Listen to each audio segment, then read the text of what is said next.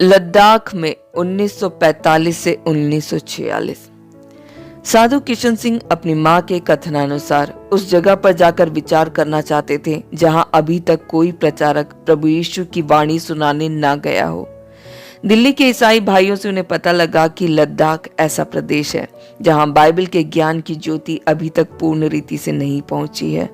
वह बर्फीला पहाड़ी प्रदेश था जिसके कारण यातायात की सुविधा बिल्कुल ना थी, अतः कई बातों में लद्दाख पिछड़ा हुआ प्रदेश था।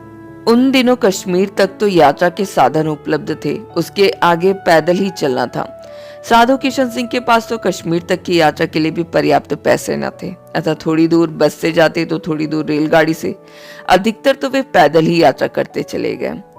ऐसे ही वे चाहते थे क्योंकि आगे उन्हें पैदल ही चलना था, कहीं चढ़ाई होगी तो कहीं उतार, अतः उन्हें अभ्यस्त भी होना था। पैदल यात्रा का दूसरा भी एक उद्देश्य था, जो कि चलते चलते मार्ग में कई गांवों से होकर चलना पड़ेगा, जिससे गांव वालों से मिलने तथा परमेश्वर यीशु के प्रेम के संबंध में दो चार बातें बताने व समझाने का अवसर भी मिल जाए। एक दिन यूं ही चलते चलते रात के 9 बजे वे जालंधर पहुंचे। मार्ग पर एक बहुत बड़ा मकान, शायद किसी ईसाई का निवास था। बाहर से ही उन्होंने देखा कि घर के भीतर प्रभु यीशु की एक बहुत बड़ी तस्वीर दीवार पर लगी हुई है। सारा दिन भूखे प्यासे चलते चलते साधु जी बहुत ही थक गए थे, अतः एक मसीही भाई का निवास पाकर अत्यंत आनंदित हुए। उन्होंने सोचा कि आज की रात यहीं बिताऊं, कल प्रातः काल ही यहाँ से निकल जाऊंगा। वे थके मांदे उस मकान के द्वार पर जा पहुंचे। उन्होंने दरवाजा खटखटाया तो अधेड़ उम्र का एक व्यक्ति दरवाजा खोला। देखने में तो वह धर्मनिष्ठ सज्जन लग रहे थे, लेकिन साधु किशन सिंह को देखते ही वह कई तरह के प्रश्न पूछने लगे। तुम कौन हो? कहां से आए हो? क्या चाहते हो? साधु जी ने उत्तर दिया, मैं प्रभु यीशु मसीह का सेवक हूँ तथा उसकी वाणी लोगों तक पहुंचाने के लिए लद्दाख जा रहा हूँ। यदि आपकी अनुमति मिले तो आज की रात इस बरामदे में ठहर कर विश्राम करूंगा। तुम मसीही हो? यह तो ठीक है, परंतु तुम किस मिशन के हो? उस व्यक्ति ने संदेह पूर्वक पूछा। इससे पहले किसी ईसाई ने ऐसा प्रश्न नहीं किया था। जिस किसी भी ईसाई से वे मिलते थे वे उन्हें प्रेम पूर्वक अपनाते रहे, अतः विचित्र प्रश्न सुनकर उन्हें बड़ा आश्चर्य हुआ। उन्होंने नम्रता पूर्वक बताया, मुझे बिशप उल्मर साहब ने बपतिस्मा दिया था, जो CSS मिशन के थे, किंतु मैं किसी भी मिशन पर विश्वास नहीं करता। मैं तो केवल प्रभु यीशु मसीह पर विश्वास करता हूँ। मेरी दृष्टि में सब मनुष्य समान है, मैं सबको अपना भाई समझता हूँ। उस समय उन्हें मिशनों के संबंध में विशेष ज्ञान भी नहीं था। उनकी धारणा केवल यही थी कि समस्त ईसाई एक जैसे ही होते हैं।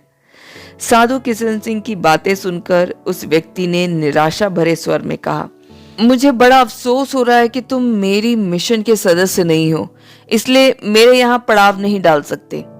साधु जी ने दोबारा निवेदन किया, कृपया मुझे यह एक रात यहीं काटने दो, सवेरे होते ही मैं चला जाऊंगा। रात अधिक हो गई है और मैं थक भी गया हूँ, यहाँ मेरा कोई परिचित व्यक्ति भी नहीं है। लेकिन वह व्यक्ति जो धार्मिक सा दिख रहा था, किसी भी तरह मानने वाला नहीं था। उसने साधु जी से कहा, आओ मैं तुम्हारे लिए प्रार्थना करता हूँ, परमेश्वर तुम्हारी सहायता अवश्य करेगा। वह प्रार्थना करने लगा, हे परमपिता परमेश्वर, तू इस युवक की सहायता कर, इसे आशीर्वाद दे।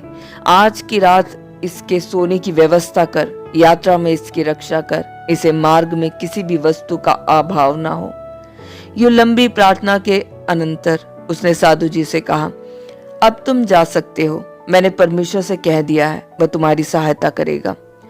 इतना बताते ही दरवाजा बंद कर लिया। किशन सिंह निराश वहां से चलने लगे।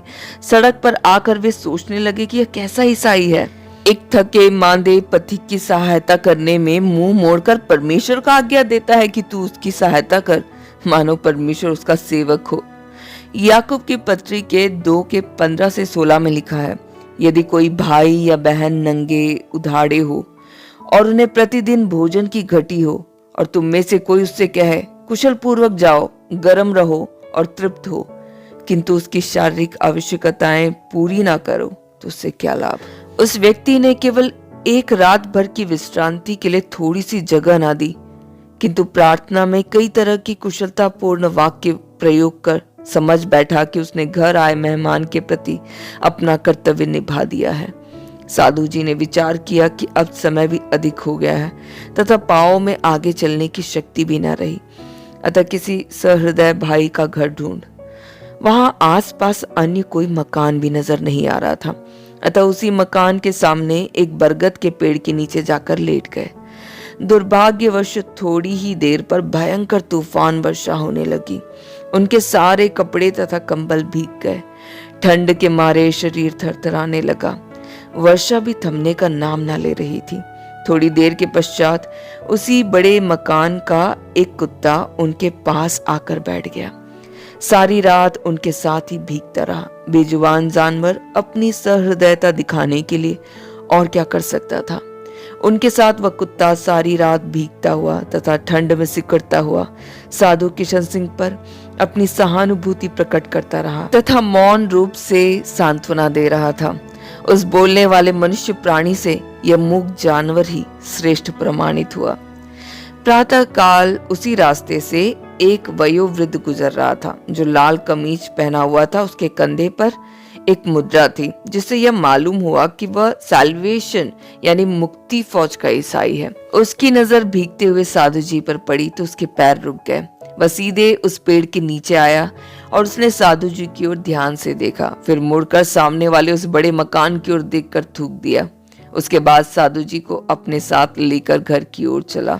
उसकी छोटी सी वह झोपड़ी उसकी दरिद्रता के प्रतीक से दिख रही थी। उन मुक्ति फौज के सेनानी ने साधु का ना तो नाम पूछा ना धर्म मजहब ही। तुरंत अपने पुत्र के सूखे कपड़े दिए, उनके भीगे गंदे कपड़ों को धोकर सुखा दिया तथा भोजन कराया। इस निर्धन मनुष्य के प्रेम तथा सेवा सत्कार से साधु जी बहुत ही प्रभावित हुए। उन्होंने अपनी सारी कहानी उसको सुना दी, जिसे सुनकर वह तथा उनके परिवार के लोग बहुत खुश हुए। उसने साधु जी को पठानकोट पहुंचाया। वहां से बस द्वारा श्रीनगर गए। थोड़े दिन लाल चौक में ठहरकर प्रवचन सुनाते रहे। यहीं रहकर उन्होंने लद्दाख तथा लद्दाख के मार्ग के संबंध में बहुत सी बातें मालूम कर ली जो उनकी यात्रा के लिए बड़ी आवश्यक थी। लद्दाख जाने का मार्ग बहुत भयंकर तथा आफतों से भरा था। सामान्यतः मार्ग पक्का नहीं था, बर्फ पर ही चलना पड़ता था। चारों ओर बर्फ के ढके हुए पहाड़ नजर आते थे। ठंड से बचने के लिए पर्याप्त गर्म कपड़ों की बड़ी आवश्यकता होती थी। वहां के शीत से बचने के लिए कांगड़ी नामक एक तरह की अंगीठी को अपने सीने के पास हमेशा रखना पड़ता था। मार्ग पर कुछ भी नहीं मिलता, अतः अपनी आवश्यक वस्तुओं को तथा भोजन सामग्रियों को साथ ले जाना पड़ता था। यात्रा की पूरी तैयारियां होने पर वे लद्दाख के लिए प्रस्थान हुए। थोड़ी दूर तक घोड़े पर सवार होकर चले, तदंतर पैदल ही चल पड़े। साथ ना कोई मित्र था ना कोई मार्गदर्शक ही। अकेले ही उस अपरिचित मार्ग पर निस्सहाय चलते जा रहे थे। दिन के समय सूर्य की गर्मी के कारण बर्फ पिघलने लगती थी, इसलिए दिन में चलना खतरे से खाली न था। अतः रात के 2 बजे से सवेरे के 8 बजे तक चलना पड़ा।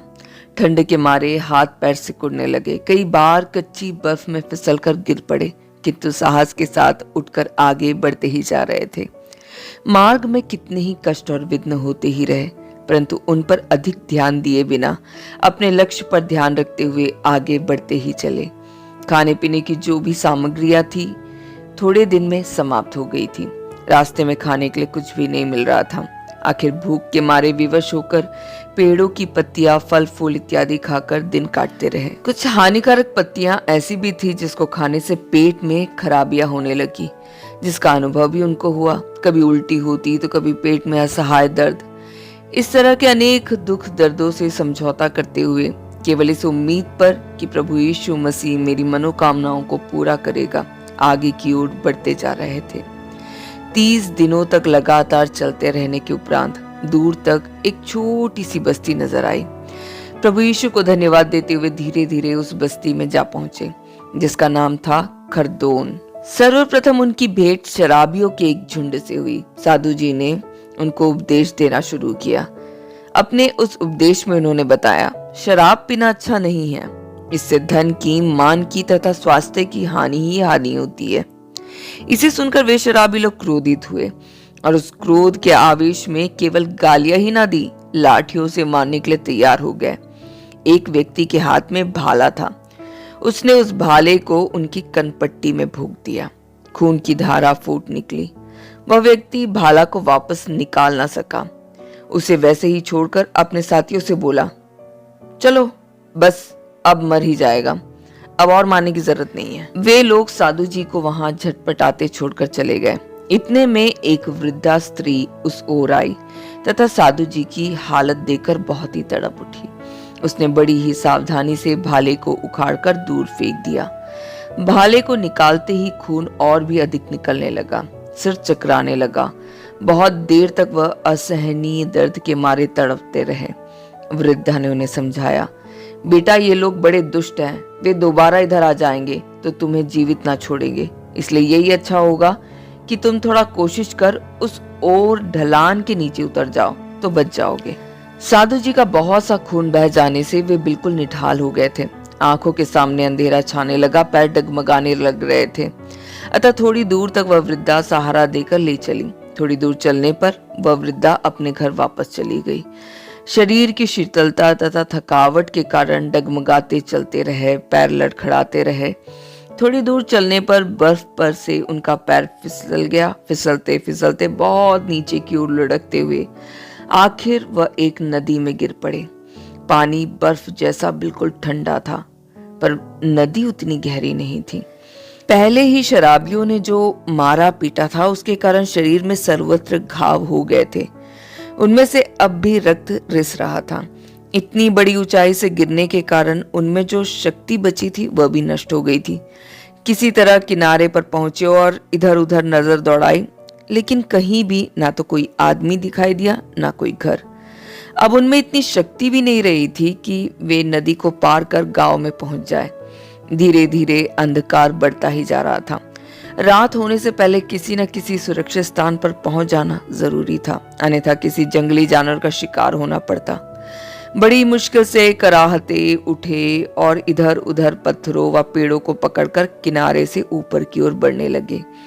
थोड़ी दूर यूं ही चलने पर उन्हें एक गुफा दिखाई दिया।